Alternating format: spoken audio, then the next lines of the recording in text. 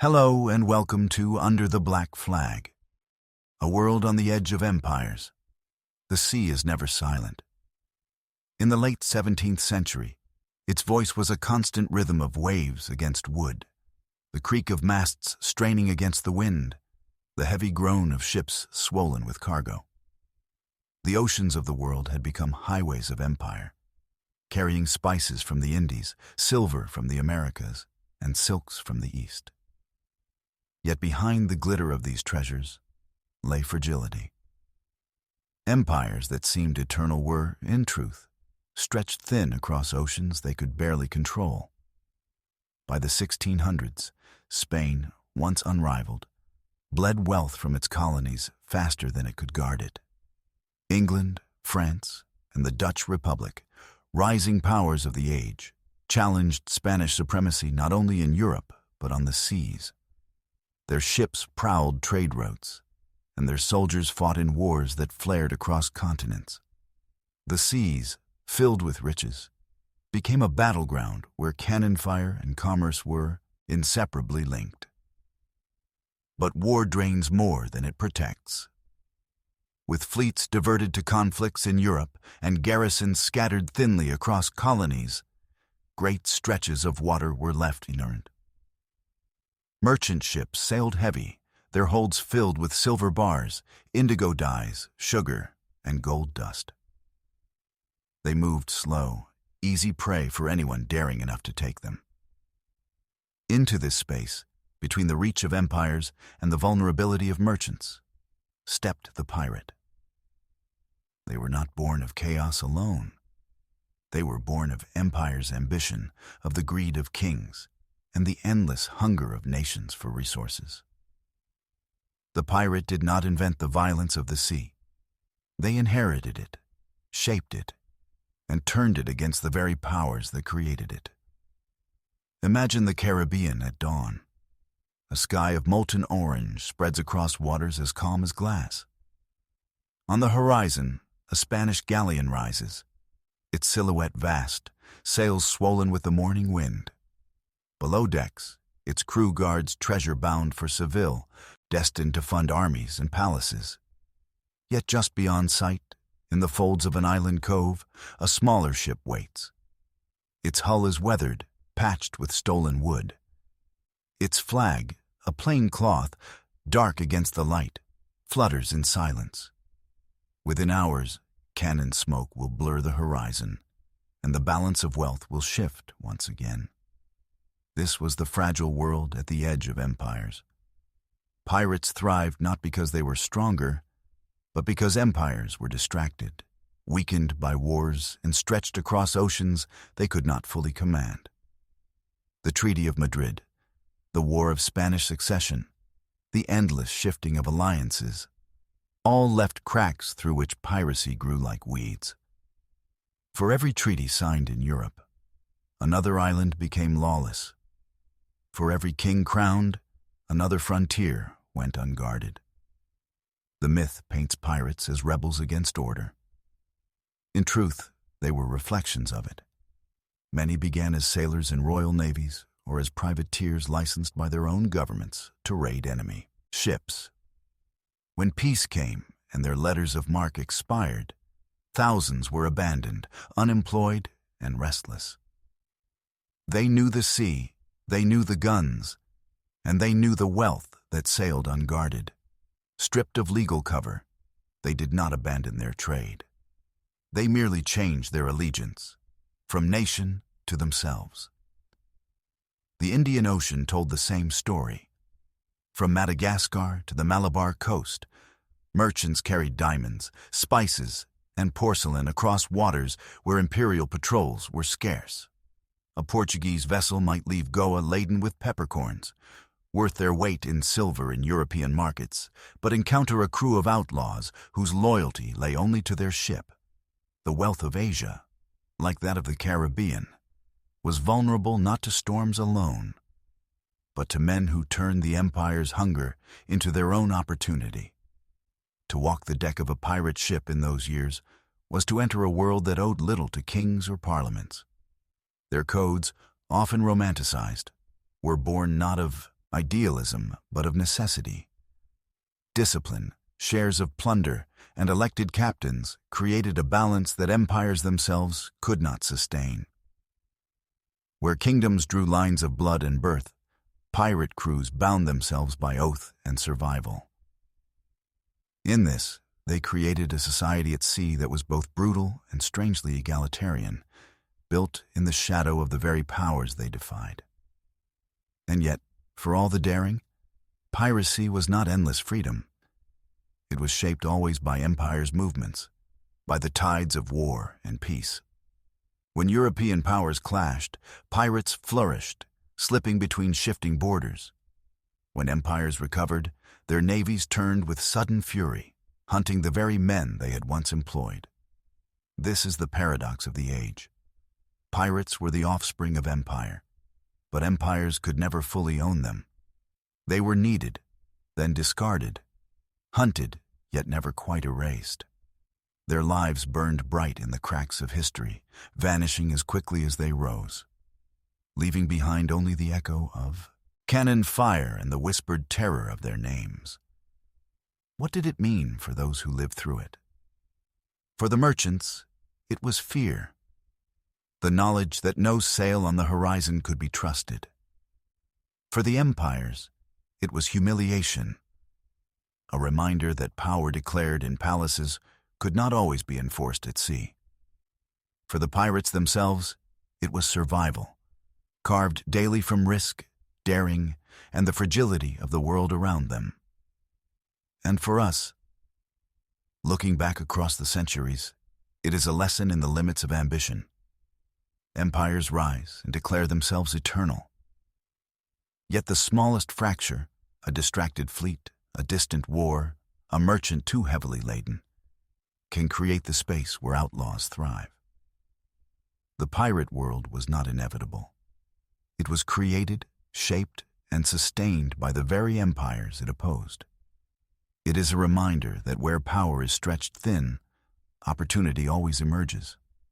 And in the 17th century, upon seas swollen with wealth and blood, that opportunity flew beneath blackened sails the lure of treasure and survival. The ocean in the 17th century was not only a place of riches, it was a place of hunger. A sailor's life, though wrapped in the romance of canvas sails and faraway ports, was more often lived in want than in plenty. Men awoke to the crack of whips, to rations of hard bread so dry it splintered like wood, to water that tasted of rot after weeks in the cask. They served under officers who ruled with cruelty, under captains who could order lashings without reason, and for wages that often arrived late, if at all. In this world, survival itself became treasure. To endure was to win a prize greater than gold, for many would not see home again. Yet when whispers spread across taverns and docksides of ships that sailed outside the law, ships where men shared plunder equally, where voices were heard in council, and where the chance of wealth lay within reach, the lure was undeniable. To step onto a pirate deck was to gamble with death. But for men who had known only hunger and lash, the gamble seemed fair. Treasure to the pirate was never only about chests spilling over with coin. It was about bread fresh from the oven, rum poured without measure, and boots without holes. It was about dignity, the promise that a man's worth was not measured by birth or title, but by courage and skill. For many, piracy was less rebellion than survival, a desperate reaching for life in a world that gave little of it. Imagine the crowded forecastle of a merchant vessel. Hammocks hang in damp layers, the air thick with sweat and mildew. Rats scurry through barrels where flour has long turned sour. A sailor gnaws at hardtack infested with weevils, drinking it down with water that reeks of algae. His pay, meager at best, may be withheld until the voyage's end, months away, if not stolen outright by corrupt masters. Should he lose a hand to rope or cannon, he will be discarded without pension, left to beg in the ports he once served. Now picture the same man hearing stories in a dockside tavern. A weathered sailor leans close, telling of a crew who took a Spanish galleon and feasted for weeks, their holds brimming with silver, their nights with laughter. The pirate ship, he says, gave every man an equal share. No captain dined while his men starved. No officer could strike without cause. There was risk, yes, but also reward, food, freedom, and a measure of respect. For the desperate, the choice did not feel like betrayal. It felt like a chance at life. Many who joined pirate crews had once worn the uniform of empire. They had served as privateers, sanctioned to raid enemy ships during wars. When peace came, those licenses vanished, leaving thousands of hardened sailors unemployed. They knew the sea. They knew the cut of sails, the recoil of cannon, the value of treasure. But they had no wage, no protection, and no home. Pirates welcomed them, for skill was worth more than loyalty to a crown. The lure of treasure was not always golden in the Caribbean. Sugar was treasure. A sack of it could fetch fortunes in Europe. Yet for those who worked the plantations, it meant only endless toil and chains. For pirates, seizing a ship full of sugar meant more than profit. It meant trading for bread, for boots, for powder and shot.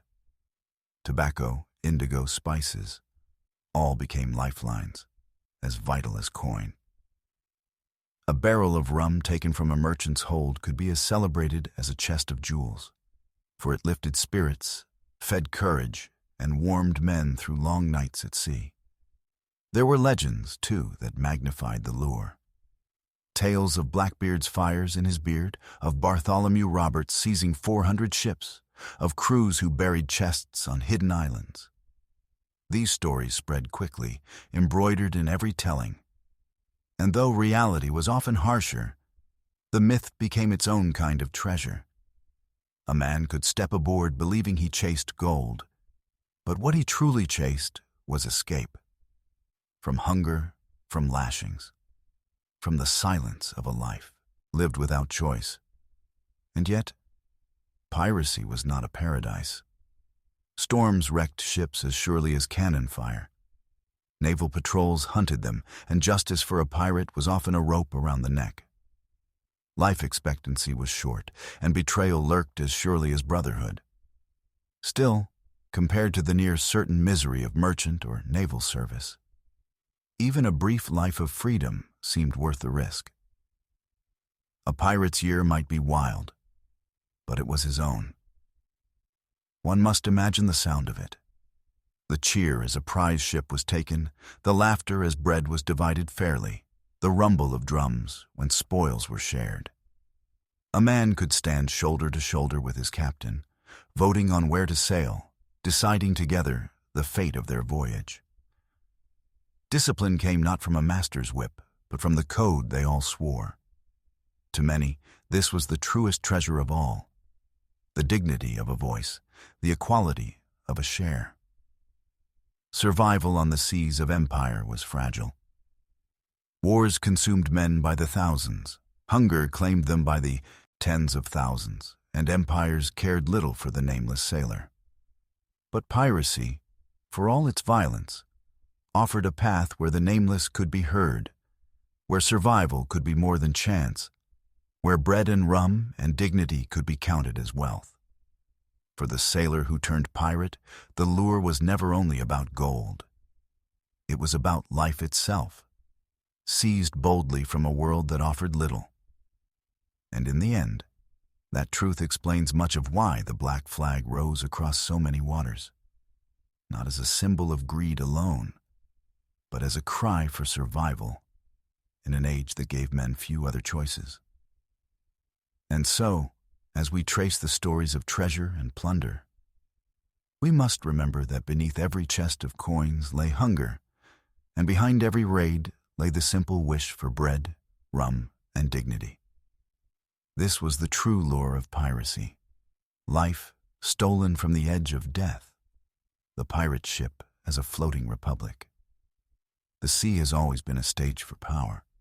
Kings, emperors, and admirals carved their authority into the waves, ruling through chains of command as rigid as the masts of their ships. Yet within this same ocean, there sailed vessels that defied that order. Ships of outlaws, flying blackened flags, where authority bent to the will of the crew.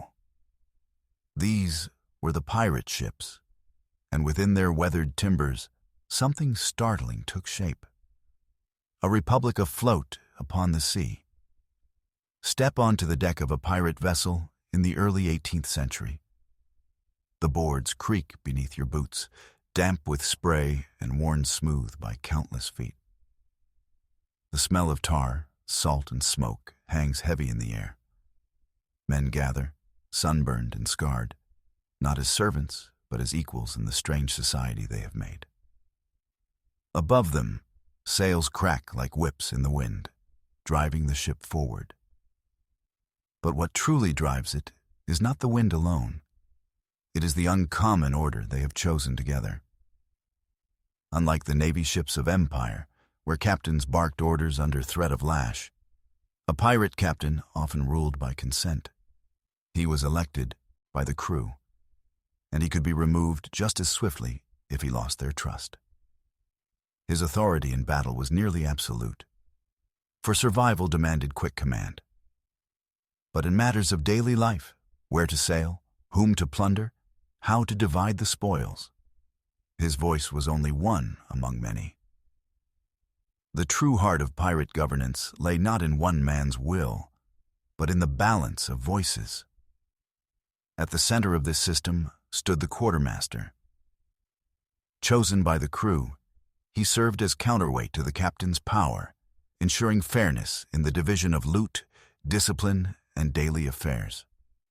If the captain embodied the spirit of boldness, the quartermaster represented the voice of restraint, a reminder that even in lawlessness, order could exist. It was a fragile balance, forged not from lofty ideals, but from necessity. In a world where survival depended on trust, equality was not luxury. It was law. The division of plunder reflected this principle. On a naval ship, a common sailor might earn little more than scraps, while officers grew rich in rank and privilege. But on a pirate ship, the lowest deckhand received a fair share, more than he might see in years under a flag of empire. The captain often received 2 shares, the quartermaster 1.5, and specialists such as gunners or carpenters slightly more. But the gap was narrow, designed so that no man starved while another drowned in gold. To sailors who had known only hunger and lash, such fairness gleamed brighter than any coin. Imagine the moment after a prize was taken. The captured ship, its sails torn, groans against the sea. The spoils, coins, rum, sugar, and cloth are hauled onto the deck. The crew gathers in a circle beneath the hot sun, and the quartermaster begins to divide the wealth. Each man watches closely, for this is not the privilege of officers, but the right of all. Shares are distributed, counted, and received. The cheers that follow are not only for the gold itself, but for the justice of the act. Here, under the black flag, every man has a stake. This democracy extended beyond treasure. Decisions about where to sail, which targets to pursue, and even when to retire from the sea were made in council. The crew gathered, their votes cast openly, their voices carrying equal weight. It was a startling vision. Men who, under any other flag, would have been nameless servants, now holding sway over the fate of the voyage. Of course, this was no perfect republic. Violence and betrayal haunted it, and discipline could be harsh when survival was at stake. Yet compared to the rigid hierarchies of empire, the pirate ship stood as a radical inversion of order. Where kingdoms ruled by crown and birth, pirates ruled by consent and code. Where navies silenced the common sailor, pirates gave him voice. Some historians see in these ships a shadow of the ideals that would later shape revolutions on land. They were not guided by philosophy or political treatises, but by the raw need for fairness in a life forever balanced on the edge of death. The Articles of Agreement, signed by many crews, outlined rights and punishments, shares of loot, and even provisions for injury. A man who lost a limb in battle might be compensated with gold. This was not kindness. It was survival, for no crew could afford to abandon its wounded. The myth of piracy often dwells on plunder and blood, yet beneath that image lay something quieter, more profound. A floating republic, where the desperate carved dignity from the boards of their ships. The sea gave them no promise of safety, but within their brotherhood, they built a measure of equality rare in their age. Consider what this meant in the context of empire. On land, monarchs declared divine right. Armies marched in rigid lines, and society bent beneath the weight of class. But far out upon the waters, in ships the size of taverns, men who had nothing claimed the power to govern themselves. Their republics were small, fleeting, and fragile. Yet they burned brightly against the darkness of hierarchy. When one listens to the creak of timbers and the rush of wind through sails, one hears more than the voyage of thieves. One hears the echo of voices voting, of men dividing bread and coin, of a balance struck in salt and sweat. These ships were more than predators. They were experiments in survival, equality carved from chaos. In the end, most pirate republics sank beneath the weight of empire's return. Navies grew stronger, patrols more frequent, and the gallows filled with those who had once ruled the waves. Yet the idea of equality at sea lingered, a whisper of freedom born in lawlessness. The pirate ship reminds us that even in the harshest conditions, men will reach for fairness, and even among outlaws, democracy can find a place. The floating republics of the sea did not last, but they remain a testament to the truth that power need not always descend from crowns or titles. Sometimes, in the creaking hull of a ship braving wind and wave, it rises from the hands of men who have nothing left to lose. And as the sails vanish into the horizon, the lesson remains. Even in the most unlikely places, in the salt spray of the sea, in the shadows of empire, there can exist a fragile vision of equality, born not from law but from survival. Codes, oaths, and punishments. The sea is wide, lawless, and merciless. Yet within the wooden walls of a pirate ship, where storms battered sails and cannons split the silence, law was not absent. It was written not on parchment sealed with a king's crest, but on rough sheets of paper, in words plain enough for every man to understand. These were the articles, the pirate codes, and they carried weight as heavy as iron. Picture a crew gathered on deck. The ship leans with the tide, its lanterns swaying in the salt-thick wind. Men stand in a loose circle, scarred and sunburned, some with bandaged hands, others with pistols still tucked at their belts.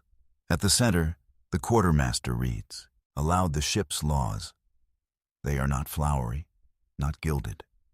They speak of shares of loot, of duels to settle quarrels, of silence during battle, and of mercy or lack of it for those who break trust. One by one, each sailor steps forward. Some make a crude mark in place of a name, others scratch signatures with practiced hands. With this act, the code becomes binding, a brotherhood sealed, not in faith to crown or country, but to one another. The articles varied from ship to ship, but their heart was the same: order in chaos. One article might promise a gold piece for the first man to sight a prize. Another might guarantee that if a sailor lost a limb, he would be compensated with coin from the common stock. Arguments could be settled by duel on shore, pistols or cutlasses, but not by knives in the dark. Loot was to be divided by shares, not stolen in secret. Music was welcome, but gambling debts must be honored. Lights had to be doused at a set hour, for a careless flame could doom the ship. These rules, humble as they seem, were the skeleton that held the body of piracy together. Discipline was swift. If a man stole from his brothers, he might feel the sting of the whip until his back was raw. If his crime was graver, betrayal, desertion, or cowardice, his fate could be harsher still. Some were marooned, left upon a barren island with little more than a pistol, a jug of water, and the mercy of chance. Others met the crueler end of the rope, not at the gallows of empire, but at the hands of their own crew. In such punishments lay the paradox of the pirate's world. Freedom demanded law, and equality demanded order. Marooning, in particular, carried a chilling weight. Imagine the silence as the condemned man is rowed ashore. The island is little more than rock and scrub, waves breaking against its bones. He is given bread, perhaps, or a musket with a single charge. Then the boat pulls away, its oars cutting the water, leaving him to the horizon. The ship grows smaller, its black flag fading. Alone, the man hears only wind and gulls and the endless surf. This was punishment not just of body, but of soul, a slow exile into nothingness. And yet, these laws were not built from cruelty alone. They reflected a deep understanding of survival. A ship was a fragile world. Every plank mattered, every sail, every man's strength. Without discipline, it could not endure storm or battle. Without fairness, it could not hold together against the temptations of plunder. Betrayal could split the crew as surely as a broadside. So the articles stood as both shield and compass. There are accounts of codes belonging to captains like Bartholomew Roberts, who demanded that every man keep his arms clean and ready, that lights be extinguished by 8 in the evening, and that no gambling with dice or cards disrupt the crew. Black Bart, as he was called, held his men to strict order, not because he loved tyranny, but because he knew the sea devoured the careless. Under his code, musicians played on the Sabbath, and disputes were settled fairly. It was harsh, but it was also just enough to keep the fragile republic afloat. These codes also promised something remarkable for their age: compensation for the wounded. A man who lost his arm in battle might receive 600 pieces of 8. A crippled leg could be worth 800.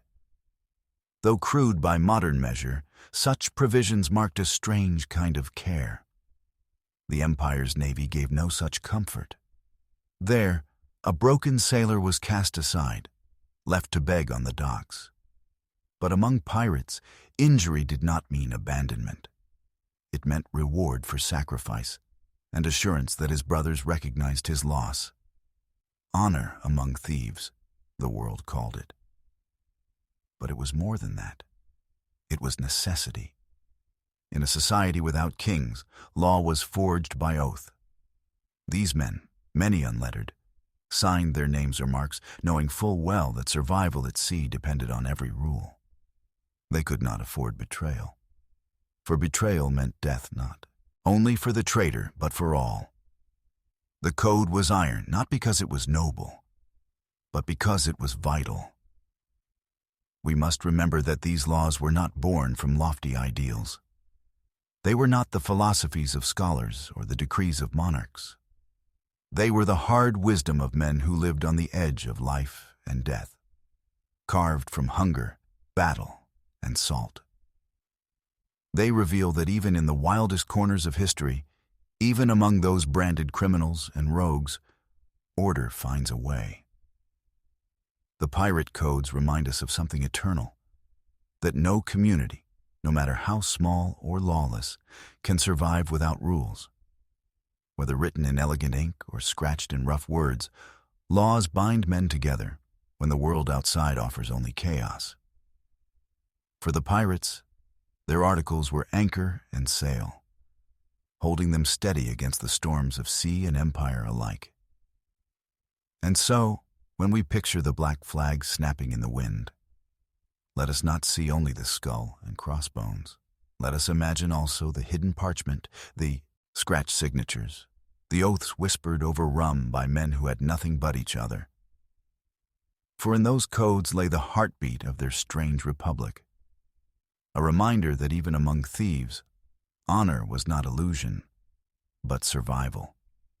The daily life at sea. The sea was both cradle and coffin for the men who lived upon it. To step aboard a pirate vessel was to abandon the certainty of land and to give oneself to the endless horizon. It was a life at once punishing and intoxicating, stitched together from hardship and fleeting moments of joy. Each day rose with the same vast sky and the same salt wind, yet no 2 days were ever truly alike. At dawn, the ship stirred. Before the sun's first light split the horizon, sailors were already awake, summoned by the creak of timbers and the snap of canvas.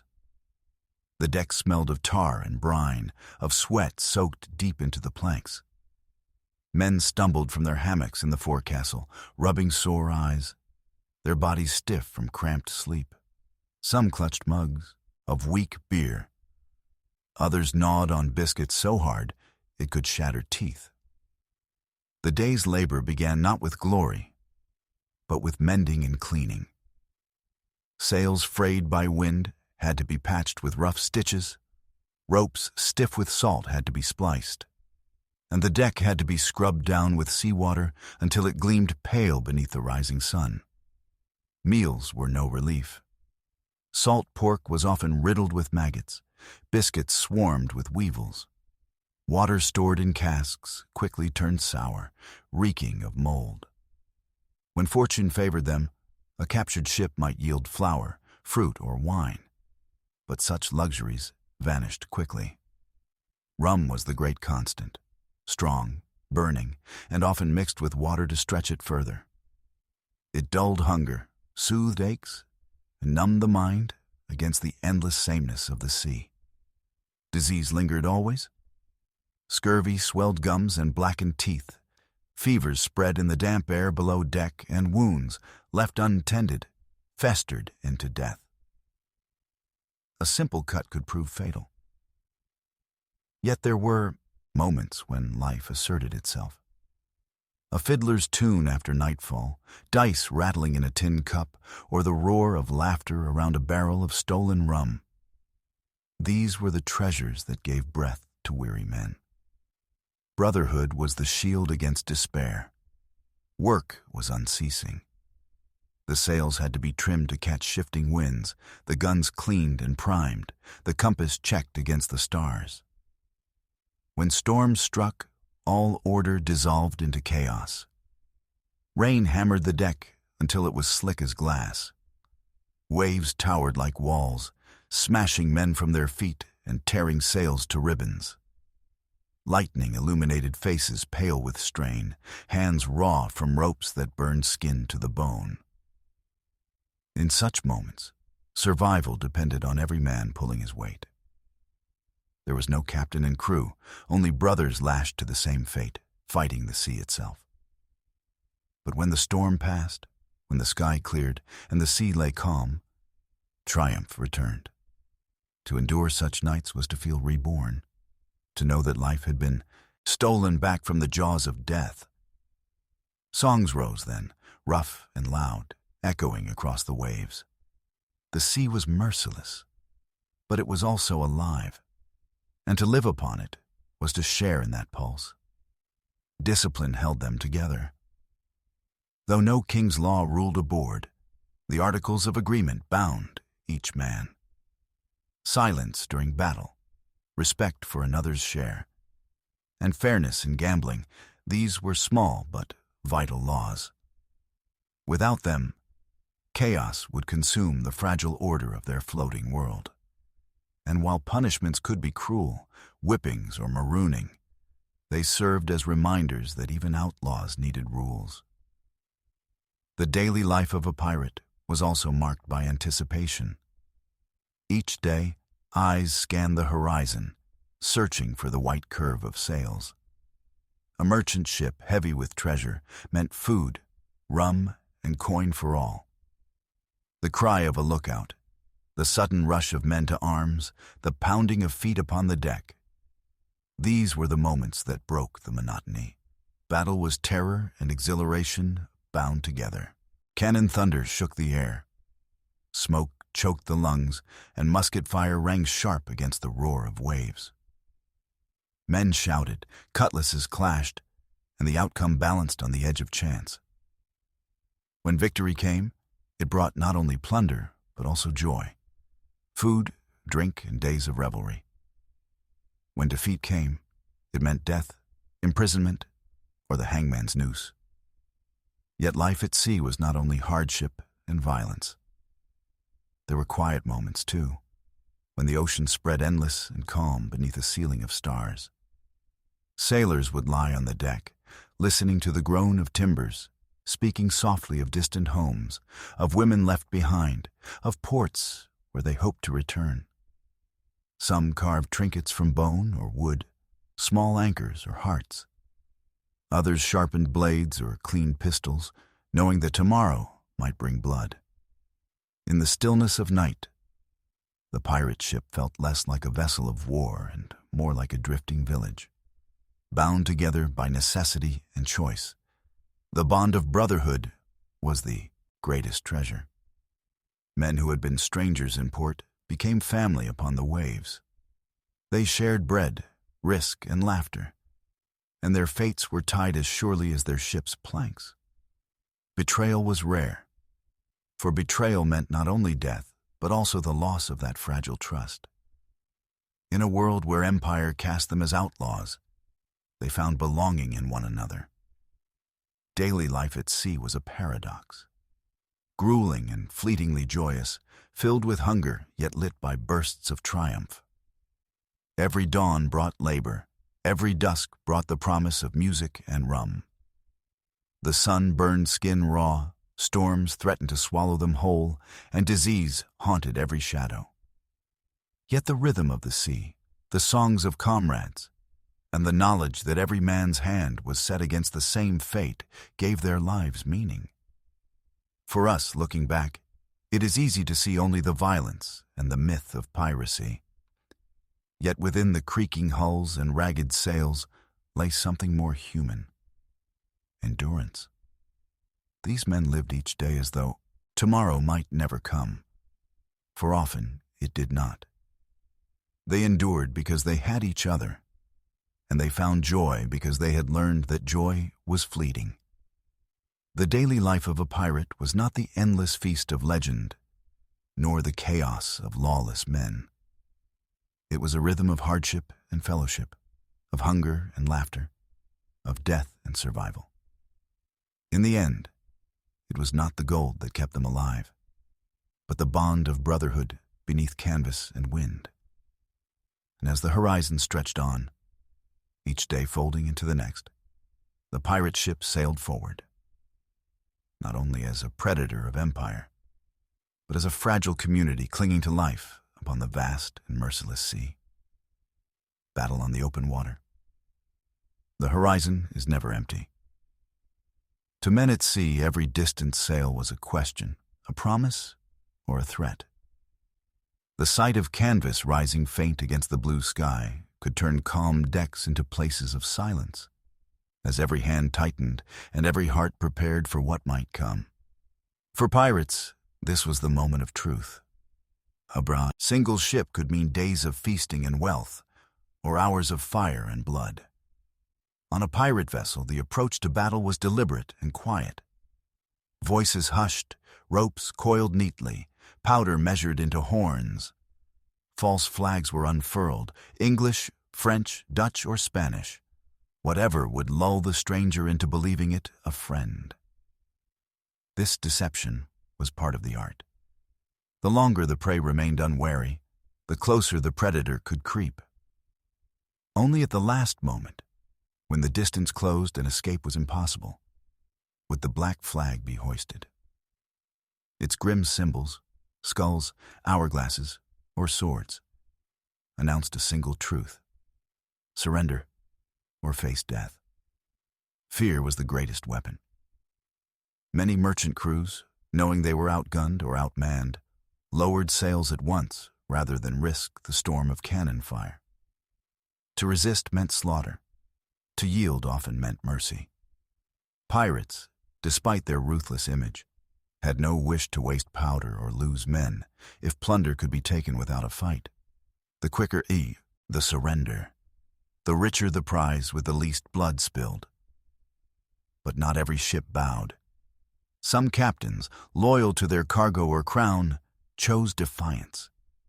And when defiance came, battle ignited with terrifying speed. The first sound was always the thunder of cannon. Guns roared from open ports, the recoil shuddering through the hull. Smoke rolled across the water, turning daylight into fog. The sharp crack of musket fire followed, a storm of lead tearing through sails and men alike. Then came the crashing of timbers as iron shots splintered decks.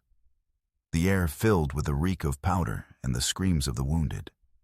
Pirates fought with a fury sharpened by desperation. Grappling hooks sailed through the smoke, biting into enemy rails. Ropes pulled taut as ships were hauled together, boards groaning under the strain. Men swarmed across like shadows, cutlasses gleaming, pistols in hand.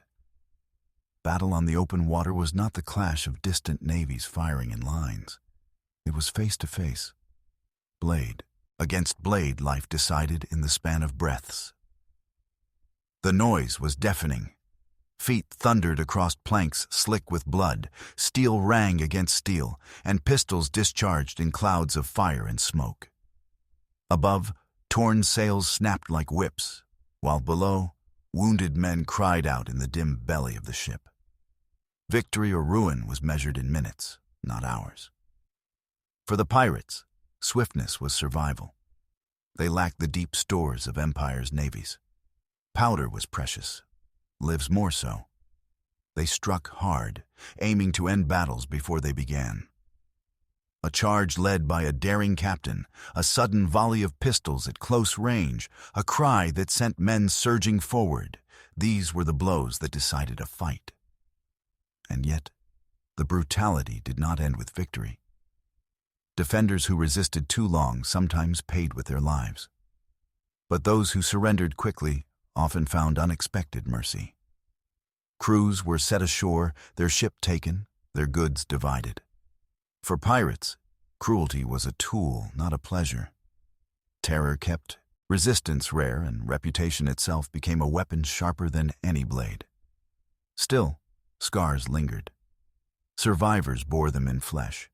Missing fingers, shattered bones, eyes lost to smoke and splinters. Ships bore them too, patched with mismatched planks, sails sewn with foreign cloth. Even the sea seemed to carry memory, its surface stained for a time with the wreckage of broken masts and the silence of the drowned. One can imagine the aftermath. The smoke clears, leaving the deck a ruin of splintered wood and scattered weapons. The dead are cast to the sea, their bodies swallowed by the waves. The wounded are tended as best they can be, their cries mingling with the groan of timbers. Then comes the division of spoils.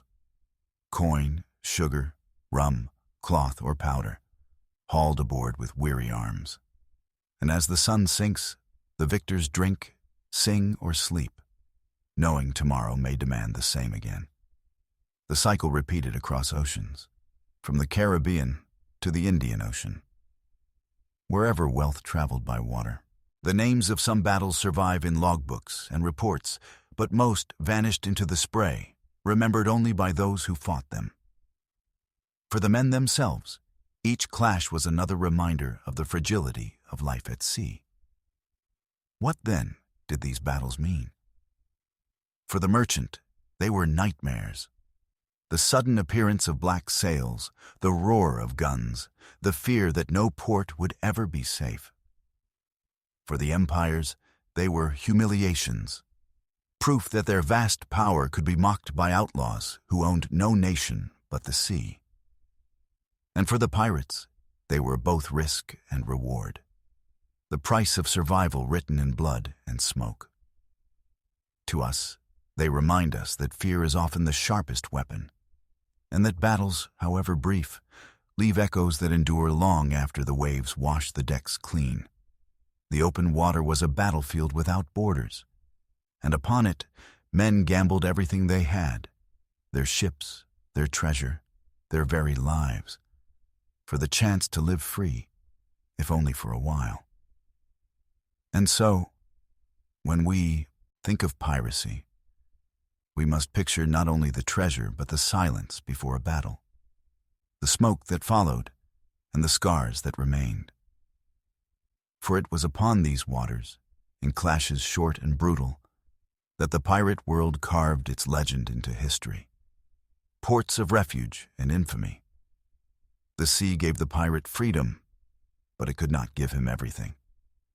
Ships could be repaired, sails patched, and bellies filled only so far upon open water. Powder dwindled, wounds festered, and rum ran dry. Every pirate crew, no matter how bold, needed refuge. Places where the black flag might be lowered, where gold could be exchanged for bread, and where a man could vanish into shadow and re-emerge reborn. These havens were the lifeblood of piracy, and their names, Nassau, Tortuga, Madagascar, echo still as ports of both refuge and infamy. Step ashore at Nassau in the early 18th century. The harbor is alive with the cries of gulls and the groan of ships at anchor. The air reeks of tar and smoke, cut with the sweet sting of spilled rum. Along the docks, taverns lean on crooked timbers, their doors open wide to welcome men with coin to spend. Lanterns burn through the night, casting gold light on alleys where deals are struck in whispers. Here, pirates were not hunted. They were welcomed, for their plunder spilled into the hands of innkeepers, traders, and governors alike. Nassau, in the Bahamas, was perhaps the most infamous of these havens. Its shallow waters protected it from large naval ships, while its distance from Europe left it neglected by law. By the 1710s, it had become a republic of rogues, a place where the black flag flew as often as any crown's banner.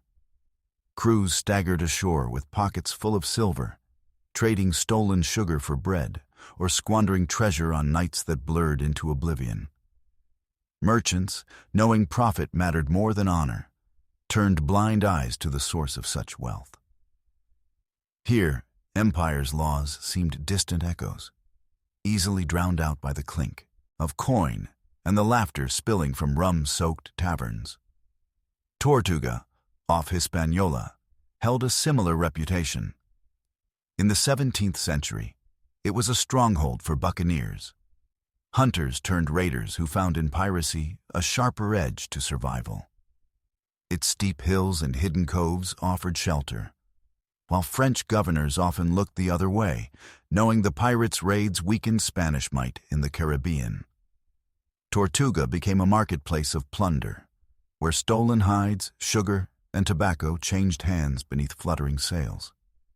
To step into its taverns was to step into a storm of voices, dice rattling, fiddles playing, and gold changing hands with careless ease. Far across the oceans, Madagascar stood as another sanctuary. Its location at the crossroads of Indian Ocean trade routes made it invaluable. Ships laden with spices, silks, and jewels passed nearby, and pirates who prowled those waters needed a base. Madagascar's harbors offered shelter, and its markets provided both supplies and willing traders. Local rulers often dealt directly with pirates, exchanging goods for weapons or silver. Some pirates even settled there, taking wives, building homes, and blurring the line between outlaw and settler. To the empires of Europe, it was a place too distant to tame.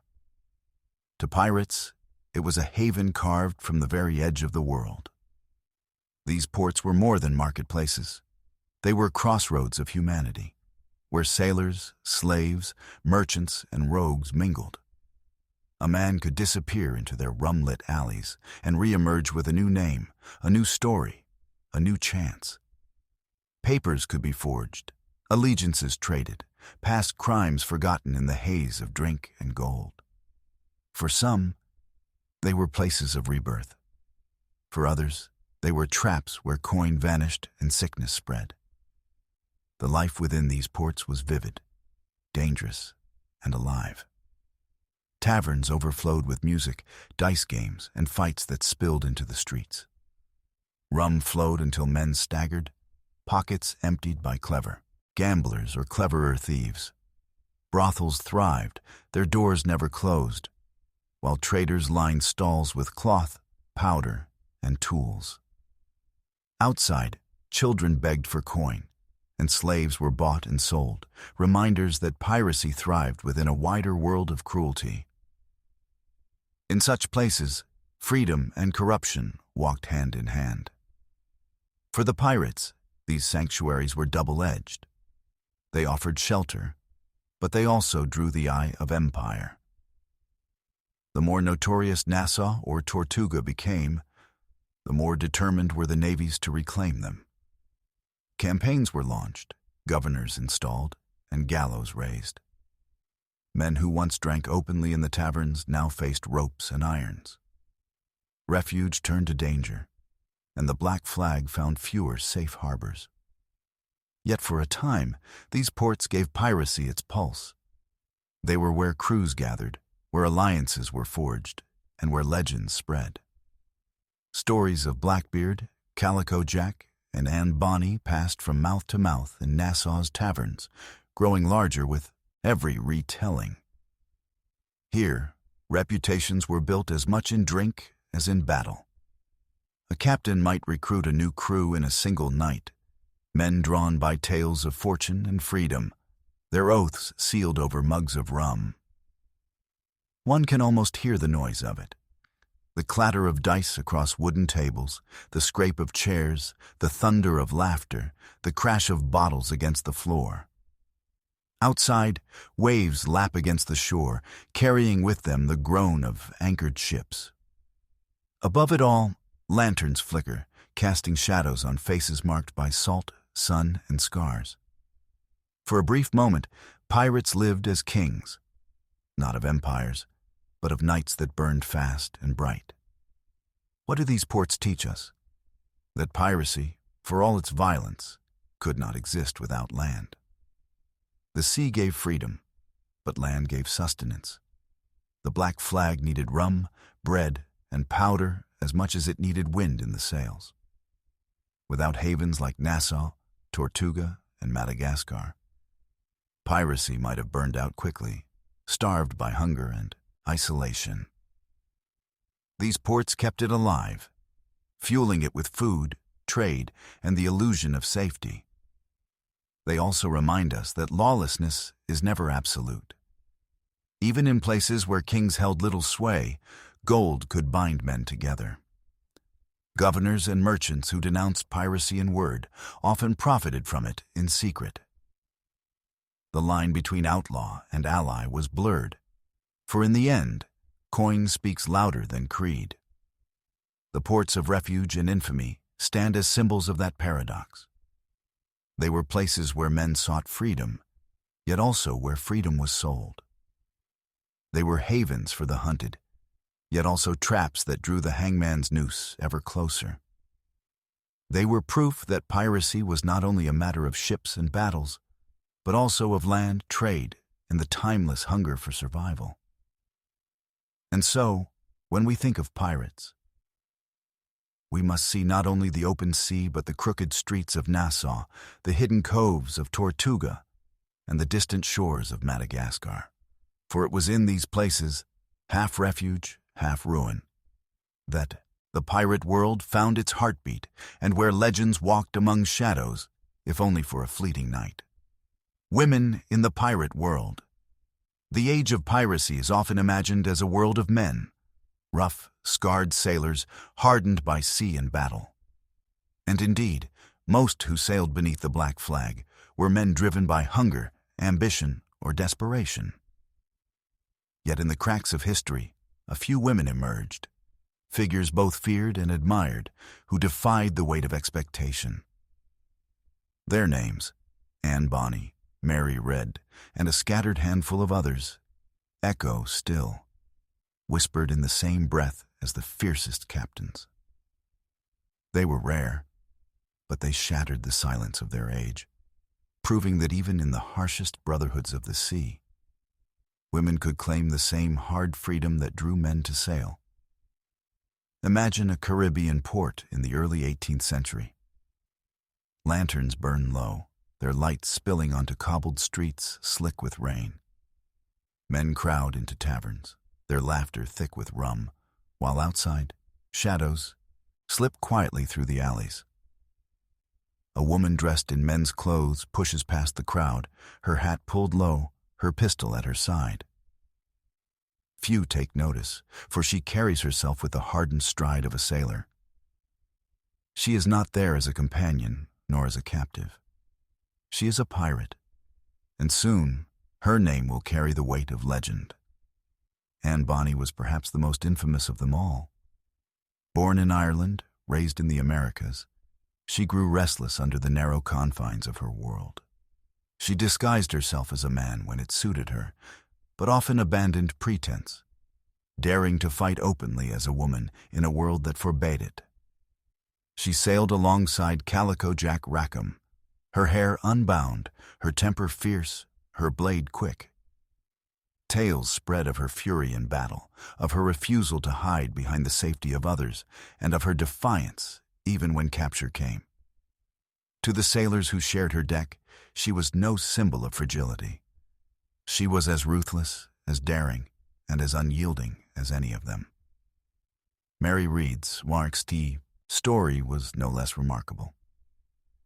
Raised in disguise as a boy to secure inheritance, she carried that masquerade into adulthood, serving as a soldier, a sailor, and eventually a pirate. Her skill in combat earned her respect long before her identity was revealed. When she joined Calico Jack's crew, she and Anne Bonny stood together as living proof that the sea, unlike the land, could not always enforce the boundaries society demanded.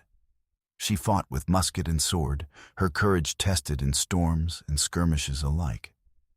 And she met her fate not in surrender, but in defiance.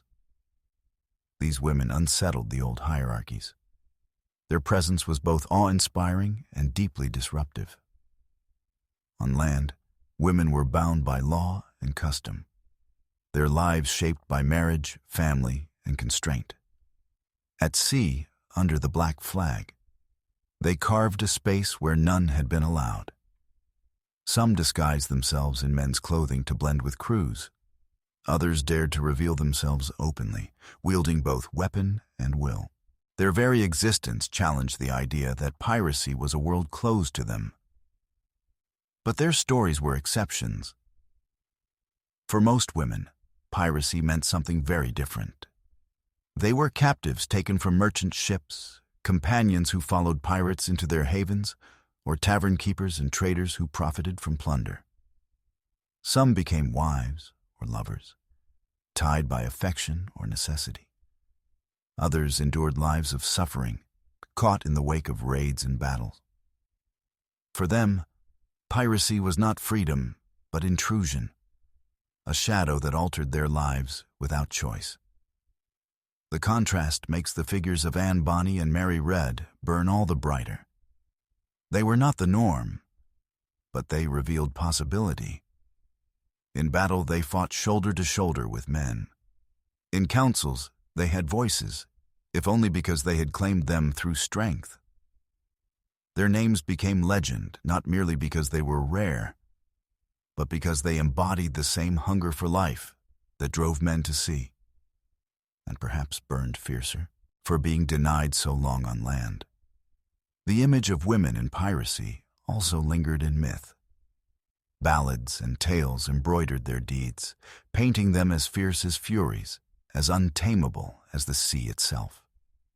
In ports from Tortuga to London, their names were spoken in taverns, sometimes with admiration, sometimes with warning. They were proof that piracy did not belong to men alone, that the hunger for freedom and the defiance of order could cross the boundaries of gender as well as law. Yet their legends also remind us of the fragility of such defiance.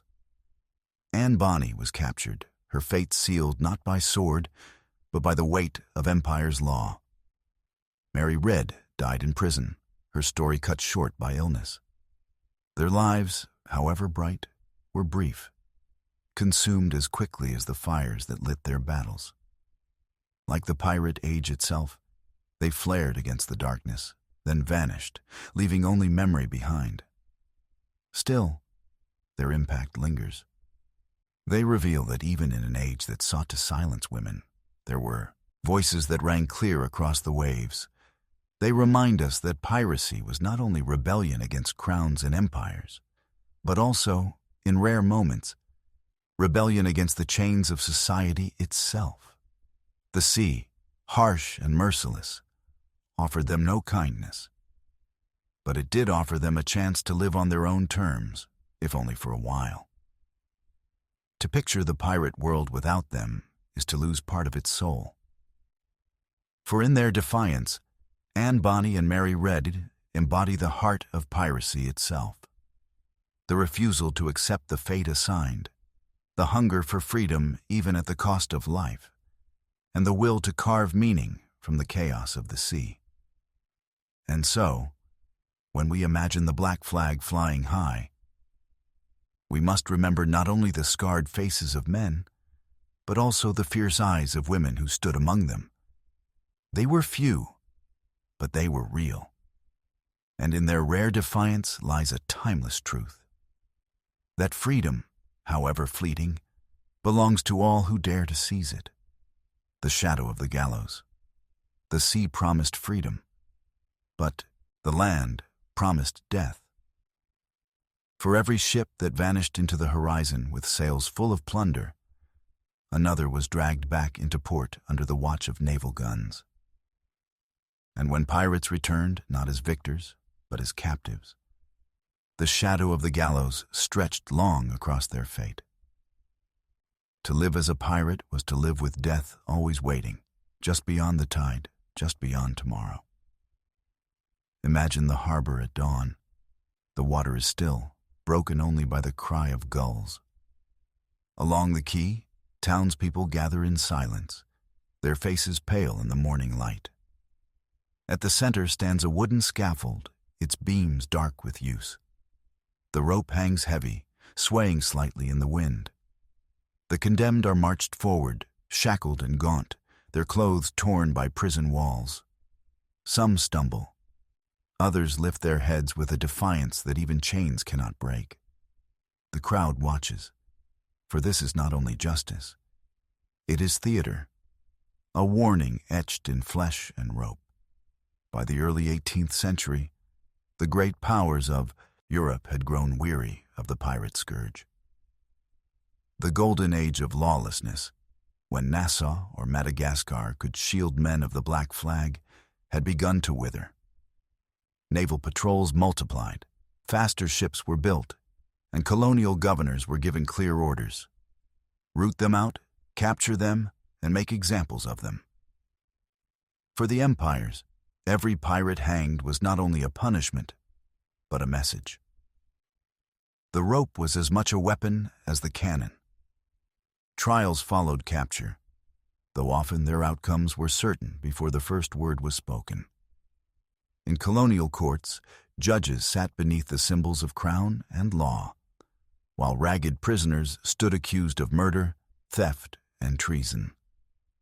Witnesses spoke of attacks, merchants of losses, and the pirates themselves, hardened by sea and silence, listened knowing the verdict was rarely in doubt. For the crime of piracy, the sentence was almost always death. Executions were public, in England, in the Americas, and across the colonies, gallows were raised in sight of the sea. They were placed deliberately, so that sailors entering harbor would see bodies hanging in chains, creaking in the wind, a grim reminder of empire's reach.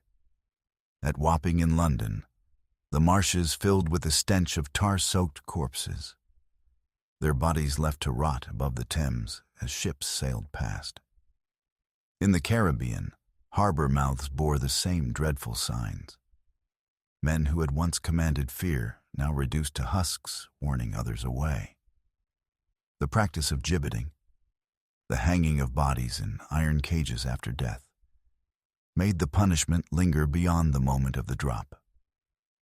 A pirate's life might end in a single snap of the rope, but his death continued day after day, as his remains blackened in the sun and swayed in the salt wind. Children grew up passing by those cages. Sailors arriving from distant seas beheld them before they set foot on land. The message was clear. Empire had no tolerance for outlaws. And yet, the gallows did not silence every voice. Some pirates met death with curses, shouting their defiance to the crowd. Others went quietly, resigned to the fate they had long expected. Anne Bonny, spared execution because she was with child, is said to have told Calico Jack Rackham as he awaited his hanging, that had he fought like a man, he need not have died like a dog. Whether true or myth, such words remind us that even in defeat, pirates clung to the image of courage. For the common people who watched, executions were complex.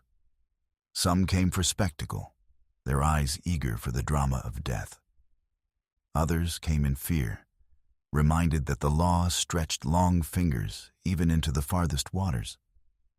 But there were also those who watched with quiet admiration, knowing that the men in chains had lived a life of freedom denied to most, if only for a little while. In the whispers of taverns and in the secret thoughts of sailors, the gallows did not always erase the allure of the black flag. Still, the noose was effective. By the 1720s and 1730s, as naval patrols increased and executions multiplied, piracy waned. The republics of Nassau and Tortuga crumbled, their taverns emptied, their harbors reclaimed by empire. The black sails that once haunted the seas grew fewer, until they became stories more than sights.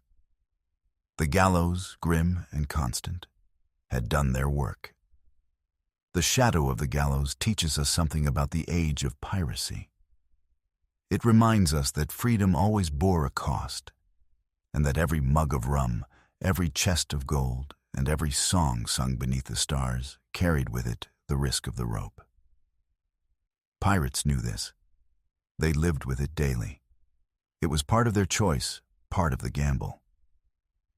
To hoist the black flag was to accept that death might not come in battle, but in chains, before the eyes of a jeering crowd. And yet, perhaps this is why their stories endure. For in choosing such a life, they chose intensity over safety, freedom over obedience, and legend over silence. They walked toward the gallows long before the rope was tied, and still they sailed. The sea remembers their defiance, and the harbors remember their bodies swaying in the wind. To be a pirate was to live between those two truths, the thrill of the open horizon and the certainty of the noose. One could not exist without the other. And so, when we think of piracy, we must picture not only the ships at full sail and the thunder of cannon, but also the stillness of dawn at the scaffold, the rope swaying in the breeze, and the long shadow cast by the gallows across the age of the black flag. Legends and fear across the seas. The sea remembers not only deeds, but names. In the age of the black flag, some names grew larger than the men who bore them. They became whispers in taverns, warnings in ports, and phantoms that haunted the dreams of merchants. Blackbeard, Bartholomew Roberts, Calico Jack. Each sailed as flesh and blood. Yet their legends traveled faster than any ship. In time, the shadows of their stories carried as much power as their cannons. Picture a merchant vessel at dawn. The crew scans the horizon, eyes narrowed against the rising sun. A shape emerges, sails blackened with soot, its flag snapping in the wind. Someone mutters a name. Blackbeard. It does not matter if the ship is truly his. The terror the name conjures is enough to sap courage, enough to loosen hands from the ropes and drive thoughts toward surrender. Such was the power of legend, battles won before they were fought. Edward Teach, remembered as Blackbeard, understood this truth better than most. Tall and broad, he wound slow-burning fuses into his beard before combat, so that smoke curled around his face, making him appear as something more than human. In the chaos of battle, with sparks flying and eyes glowing through haze, he looked like a demon risen from the sea. Yet accounts suggest he did not always need to kill to win. Fear was weapon enough. Merchants often surrendered at the sight of his flag, unwilling to test the stories they had heard. His legend grew with each telling, until the man himself became inseparable from the myth. Bartholomew Roberts, known as Black Bart, carried a different kind of aura. Where Blackbeard relied on spectacle, Roberts embodied relentless efficiency. He took hundreds of ships in his career, his reputation built not on fire and smoke, but on calculation and daring. To sailors, his name became a storm on the horizon, inescapable, unyielding, and constant. His legend was that of inevitability. If you sailed the Atlantic in those years, you lived under the shadow of his reach. Calico Jack Rackham, remembered less for his victories and more for his companions, wore brightly patterned clothing that marked him as a figure of style and bravado. His flag, featuring crossed swords beneath a skull, became one of the most iconic symbols of piracy. But his fame grew not only from his deeds, but from those who sailed with him. Anne Bonny and Mary Red, women whose presence on his deck unsettled the world's expectations. Calico Jack's legend is thus woven with theirs, a tale of defiance that passed quickly into story, even if his career was short. The Black Flag itself became a legend, shifting in meaning with every crew that raised it. Skulls, hourglasses, bleeding hearts. Each design carried messages understood by all who saw them. They were symbols of death, but also of choice. Surrender swiftly and live, or resist and die. The sight of such flags, whipping in the wind, could unravel a crew's resolve before the first shot was fired. The empires wielded law and rope, but the pirates wielded fear and story. Legends spread in ways that steel could not. Survivors of raids carried tales back to ports. Merchants spoke of horrors glimpsed in smoke and blood. Tavern songs embroidered each detail, turning bold maneuvers into feats of superhuman daring. The line between truth and invention blurred, but in that blur lay power. Pirates understood this. They cultivated image as carefully as they prepared powder. To be feared was to be obeyed, and to be obeyed was to take plunder with less risk. Not all tales told were true. Blackbeard, for example, was said to kill without mercy, to drink the blood of enemies, to strike down his own crew for sport. Yet evidence suggests he was often more strategist than butcher, sparing lives when possible. Still, the exaggeration worked in his favor. No merchant wished to test which stories were myth. Fear did his work for him. The effect of these legends reached far beyond the sea. In London, pamphlets and newspapers printed accounts of pirate battles, feeding both fear and fascination. Broadsides carried crude illustrations of ships in flames, of pirates with pistols and cutlasses, their faces dark with menace. Children grew up hearing their names, while merchants and governors cursed them. The empire's attempts to terrify the public with tales of pirate cruelty only ensured their immortality. In trying to destroy their reputation, they engraved it deeper. For the pirates themselves, legend was double-edged. It gave them power, but it also painted targets on their backs. Blackbeard's name brought him surrendering ships, but it also brought relentless hunters determined to end him. When he finally fell, cut down in a bloody fight off the coast of North Carolina, his head was hung from a ship's bowsprit. A grim attempt to kill not only the man, but the myth. Yet even in death, the stories grew. Some said his body swam 3 times around the ship before sinking. Others swore his ghost lingered in those waters. Legends, once born, could not be killed so easily. Bartholomew Roberts met a similar fate, struck by grapeshot in battle. His body was thrown into the sea, denying empire the spectacle of his corpse. But his legend remained. The pirate who captured more ships than any other. The man whose shadow darkened trade from Africa to the Americas. Calico Jack's capture and execution were remembered less for him than for Anne, Bonnie, and Mary Red's defiance. But even that became part of his story. In the end, legends were stitched not only from victories, but from endings. What did it mean for the men and women of the time? For merchants, it meant nights spent in fear, their dreams haunted by faces they might never see but always dreaded. For colonial governors, it meant battles not just of cannon, but of morale, trying to convince sailors to resist when every tale urged them to surrender. For the pirates, it meant living in a world where image was survival, where smoke, symbols, and names could win or lose more than any blade. For us, centuries later, these legends are the reason we remember the pirate age at all. Without them, piracy might have been a footnote, a brief scourge erased by empire. But through them, the pirate world endures, larger than life, endlessly retold. They remind us that history is shaped not only by deeds, but by the stories we tell about them. And so, when we think of piracy, we must hear the whisper of names carried on salt wind. Blackbeard, Roberts, Rackham. We must see the black flag unfurling, the smoke curling from a beard, the symbols that mattered as much as steel. For it was not only cannon that won battles on the seas, it was fear, it was story, and it was legend. The decline of the pirate age. The golden age of piracy was brief, flaring like a torch against the dark, only to burn itself out beneath the weight of empire. By the 1720s, the seas that had once belonged to daring outlaws began to close around them.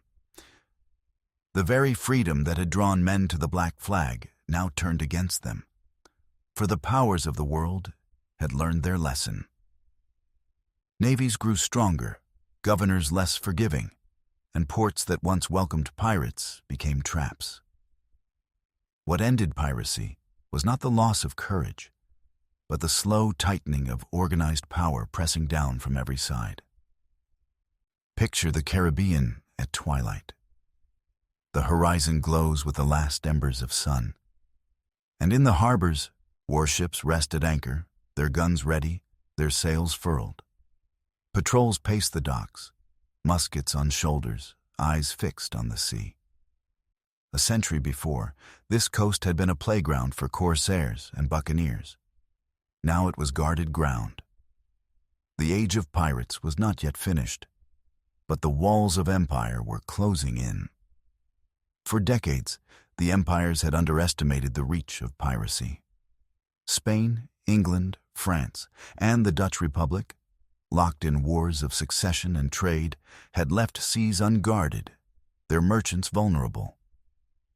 But as pirate raids multiplied, cutting into commerce and humiliating crowns, the response hardened. Fleets were expanded, faster ships built, and governors sent east and west with clear instructions. Root out the scourge, hang the guilty, and secure the roots of empire. The campaign was relentless. Naval patrols began sweeping through the Caribbean, West Africa, and the Indian Ocean. Armed convoys escorted merchant fleets, their cannons bristling. Colonial governors, who once tolerated pirates for their coin, now turned executioners, fearing the wrath of crowns more than the lure of gold. Nassau, once the Republic of Rogues, was reclaimed under the Union Jack, its taverns emptied, its harbors patrolled. Tortuga lost its wildness, folded back into the grip of France. Even Madagascar, too distant for strict control, saw its role diminish as empires reached further east. The gallows became empire's most visible weapon. Trials were swift and sentences almost certain. Pirates were hanged in chains at harbor mouths, their bodies left to rot as warnings. For every ship that escaped into horizon light, another was dragged back in irons. The shadow of the noose hung heavy. Men who had once sung freely beneath the black flag now found themselves hunted, their names inked on lists, their legends used against them. The death of famous captains marked the turning point.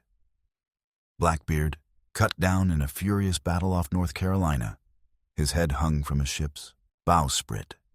Calico Jack, captured in Jamaica, his defiance overshadowed by the trial of Anne Bonny and Mary Red. Bartholomew Roberts, struck down by grape shot, his body consigned to the sea while his crew faced the gallows. Each fall was more than a man's death. It was the crumbling of a myth. With every leader lost, the brotherhood weakened, its unity splintered. And yet, the decline was not sudden. Pirates fought on through the 1720s, raiding ships, taking prizes, vanishing into coves. Some tried to reform, accepting pardons offered by governors in the hope of reclaiming safety. Others refused, clinging to their outlaw freedom until the rope found them. But the tide had turned. The sea that had once seemed endless now bristled with warships, and the taverns that had once sheltered them now betrayed them for coin. The golden age of piracy lasted barely a generation, perhaps 20 years, at most 30, defined by the rise and fall of its most infamous names. Compared to the long centuries of empire, it was only a flicker. And yet, that flicker lit the imagination of the world. Even as piracy declined, its stories grew, spreading through pamphlets, newspapers, and tavern songs. The age of the black flag was dying, but its echo was already immortal. What then does the decline tell us? That freedom is fragile when it stands against the machinery of empire. The pirate world was built on courage, cunning, and chance, but it could not withstand the relentless order of fleets, laws, and gallows. Outlaws can seize a moment, but kingdoms reclaim centuries. And yet, there is another truth. Piracy endures not in ships at sea, but in memory. Its legends, larger than the lives that shaped them, outlived the men who sailed. The black flag still flies in our imagination, not as the banner of empire, but as a symbol of rebellion, of brief, desperate freedom against impossible odds. The age of piracy ended in chains and silence, but its echoes lingered. They linger still, reminding us that even the mightiest empires can be challenged, if only for a time, by men and women who refuse to bow. And so, when we think of the pirate world, we must see not only its rise in fire and plunder, but also its decline in shadow and rope. For in its ending lies the lesson that freedom is fleeting, but legend is eternal. Memory of the black flag. The sails are gone. The guns are silent. The harbors that once echoed with the songs of rogues now rest under the flags of empire. And yet, the black flag has never truly fallen. Though the age of piracy ended in chains and gallows, its memory survived, carried like driftwood across the centuries. It endures not in the timbers of ships or the smoke of cannon, but in stories, songs sung in taverns, ballads whispered on lonely shores, tales told wherever men and women dreamed of freedom. Imagine a tavern in London in the mid-17th century.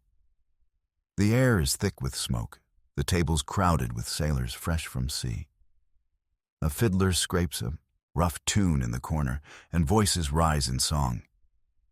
They sing not of kings or governors, but of men who once defied them, pirates whose names have already begun to stretch into legend. Each verse adds weight to their memory. Each chorus carries their defiance a little further.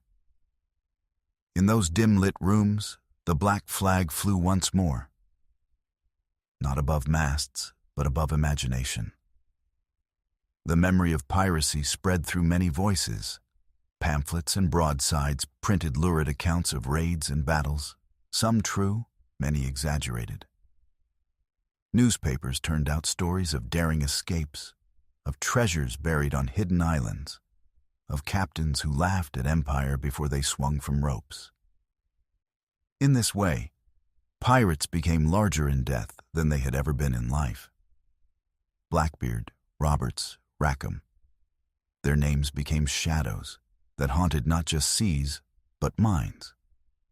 Ballads embroidered their deeds into myth. In the verses of sailors' songs, the cruelty of hunger was replaced with feasts of rum, and the hardship of storms became trials overcome by courage. The truth of maggot-ridden bread and festering wounds gave way to tales of golden chests and daring freedom. Legends grew not from accuracy, but from longing. To those who toiled under harsh captains or starved on merchant wages, pirates became symbols of the life denied them. Yet the memory of piracy was not only celebration. To governors, merchants, and naval men, the stories carried warning. They were reminders of chaos, of order broken, of wealth stolen from crown and company. The black flag was both a threat and a temptation, feared and admired in equal measure. Children were warned of pirates as monsters, while at the same time their names became the subjects of fascination. In this tension, between terror and allure, the memory of piracy took root. The image of the black flag itself survived as the most powerful symbol of all. The skull and crossbones, once a marker of surrender or death, became an emblem recognized everywhere. It flew above ships in battle, but it also lingered in imagination as a banner of defiance. In time, it was painted in books, stitched onto flags, and sung about in halls far from the sea. Its meaning shifted, but its power never faded. Stories of buried treasure carried the memory further still. Though most pirates lived hand to mouth, squandering coin in ports as quickly as they gained it, the idea that they hid chests of gold on lonely islands captured imagination. Writers spun tales of maps marked with X's, of skeletons guarding riches, of treasures waiting to be found. These stories, half myth and half wish, ensured that piracy lived on not as history alone, but as adventure. The 18th and 19th centuries transformed pirates into figures of literature and stage. Plays, novels, and poems turned them into outlaws with charm as well as cruelty. The hard truths of scurvy and gallows softened into tales of freedom and romance. By the time the world moved into the modern era, pirates were no longer just rogues of history. They had become archetypes, symbols of liberty, rebellion, and the eternal dream of choosing one's own fate, no matter the cost. Yet beneath all the layers of myth, the memory of the black flag carries a deeper truth. It is the memory of survival.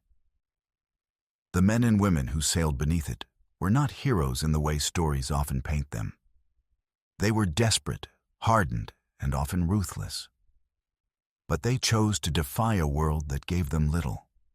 They carved fleeting lives of freedom on the open water, knowing the gallows waited. In this choice lies the reason their memory endures. Not because they were noble, but because they were unyielding. For sailors of their time, the memory was immediate and sharp. Every man who put to sea knew the names, saw the bodies hanging at harbor mouths, and heard the songs sung in taverns. The black flag was not only a myth, it was part of the fabric of their world. It haunted them in dreams, stirred them in whispers, and reminded them that order was never absolute. For us, centuries later, the memory is different. We inherit not the hunger or the gallows, but the image. The skull on black cloth, the smoke curling from a beard, the laughter over stolen rum. These remain. They remind us not of the precise details of history, but of the enduring pull of rebellion. They ask us to consider what it means to choose liberty when the cost is everything.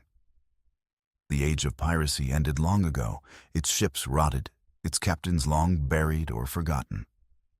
But the memory of the black flag lingers, stirring imagination wherever stories are told. It is a symbol both of survival and of defiance, of the thin line between lawlessness and freedom. It reminds us that there was a time, however brief, when men and women chose to sail against the current of empire, to gamble everything on the horizon. And so, when we look back on the golden age of piracy, we see more than history. We see memory transformed into legend, legend into symbol, and symbol into something timeless. The black flag still flies, not from masts, but in the imagination of all who dream of freedom upon the waves.